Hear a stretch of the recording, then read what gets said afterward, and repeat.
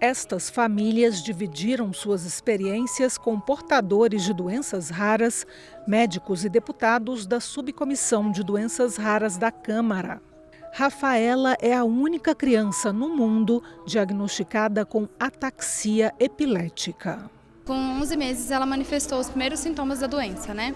E eram sintomas da regressão do desenvolvimento neuropsicomotor. E aí a gente começou a procurar médico para saber o que estava acontecendo e eles não sabiam explicar e às vezes até achavam que era algo assim que a gente acabava causando, porque não tira ela do colo, é uma criança mimada e na verdade não era isso. Jéssica tem direito ao auxílio doença da Previdência, de no mínimo um salário mínimo. A gente não consegue tudo pelo SUS, não é uma realidade. Os exames todos que nós precisamos de fazer foi pelo convênio ou então particular. A gente é privilegiado porque a gente tem acesso ao plano de saúde. O Ministério da Saúde considera a doença rara aquela que afeta até 65 pessoas a cada 100 mil. 80% dessas doenças são transmitidas de geração em geração, como as anomalias, deficiência intelectual e erros de metabolismo. Mas podem também ser de origem não genética, como as infecciosas, inflamatórias ou autoimunes.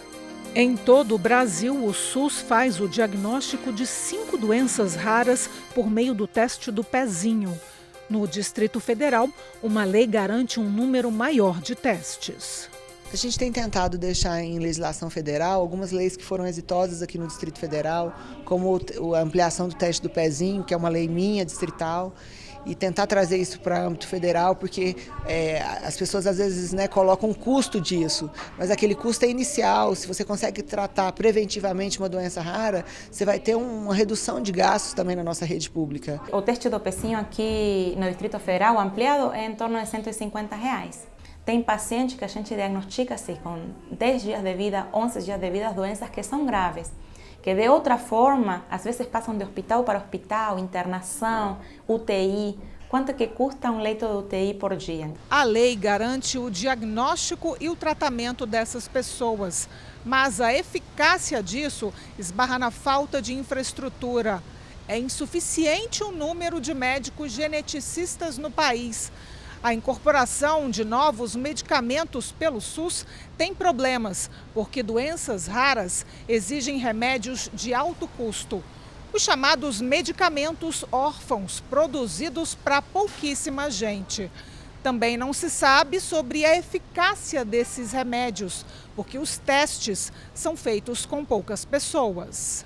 Nós temos uma dificuldade muito grande para as indústrias que desenvolvem os medicamentos de fazer as pesquisas em território nacional, justamente porque o número de pessoas com doenças raras é normalmente um número muito reduzido e depois essa medicação, ela tem, pela nossa legislação hoje, ela tem que ser fornecida pela indústria para o resto da vida para esses pacientes. Então a gente entende que uma das grandes saídas no futuro da doença rara é essa gestão compartilhada de risco entre o poder público, no caso o Ministério da Saúde, e os laboratórios, para que o próprio laboratório tenha interesse de fazer o medicamento num paciente que vai realmente ter maior chance de resultado. E a gente consegue otimizar o recurso público. A dificuldade no fornecimento de medicamentos complexos tem levado a processos. 25% do orçamento do Ministério da Saúde é gasto com judicialização. Desses, 90% são relativos às doenças raras. A demanda judicial geralmente é uma demanda individual de um paciente, de um caso específico, que o médico avalia e aí a decisão é do juiz, né, que está analisando o caso. E aí podem vir promessas, medicamentos inovadores para doenças que hoje talvez não tenham tratamento ainda. Mas é algo que é muito recente, inclusive no mundo todo. Enquanto a cura não chega, nos Estados Unidos foi aprovada a terapia gênica para atrofia muscular espinhal, conhecida como AMI. Uma dose do remédio sai por $2 milhões, a droga mais cara do mundo. Seriam necessárias 5 doses, uma por ano.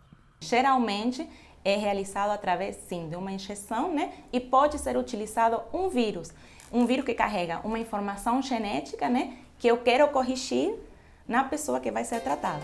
A nossa maior ideia é conseguir colocar a AME no diagnóstico do pezinho. Esse seria hoje o principal. Claro que a gente, como médico principalmente, a gente quer que coloque o máximo, tudo isso.